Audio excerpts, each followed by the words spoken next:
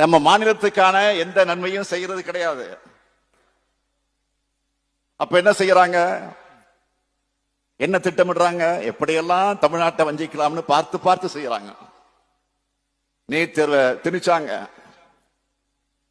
புயல் வெள்ளம் பேரிட வந்தா நிதி கொடுக்கறது இல்ல. இப்படி தொடர்ந்து வஞ்சிக்கிறாங்க. இப்ப சமீபமா தமிழ்நாடு எதனால முன்னணி இருக்குன்னு பார்த்தவங்க